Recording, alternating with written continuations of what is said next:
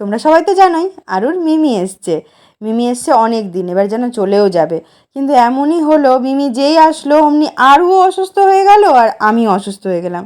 মানে ওই যে ঠান্ডা গরম, ঠান্ডা গরমে যেটা হয় আর কি, মা ছেলে দুজনেরই ঠান্ডা গরম লেগে একাকার অবস্থা। তো মিমি অনেক দিন হলো এসছে, মিমিকে নিয়ে কোথাও বেরোনো হয়নি। তাই আজ গেছি স্টার মল। যাওয়ার পথে যেন একটা দুর্ঘটনা ঘটেছে, আমার পায়ের উপর দিয়ে না টোটোর পিছন চাকাটা চলে গেছে। হালকার উপর দিয়ে গেছে বলে বেঁচে গেছি এই যাত্রায়। যাক, পাটা একটু টান করে বসেছিলাম, বোন ওখানে খাওয়ার অর্ডার দিতে গেছিলো। ওই খাওয়ার একটু স্ন্যাক্স টাইপেরই খাবো, কারণ পেটে খিদা নেই সেরকম। বোনের প্রিয় পাওভাজি আর পিৎজা, তো ওটাইও নিয়ে এসেছিলো। আর আমরা শেয়ার করে এখানে পাওভাজি আর পিৎজা খাচ্ছি। আর ওর নজর জানো কোথায়? কোল্ড ড্রিঙ্কসের উপরে। যাক, সেখান থেকে নজরটা যেই হাঁটিয়েছি, ওর নজরটা আবার অন্যদিকে ওই যে গেম জোনের দিকে পড়েছে। ওই দেখো, ও ছুটছে, ওর পিছনে ওর মিমি ছুটছে। এটাই হচ্ছে আমাদের এখন রেগুলার লাইফের কীর্তি আর কি। যাক, ছোটাছুটি করার পর্ব শেষ।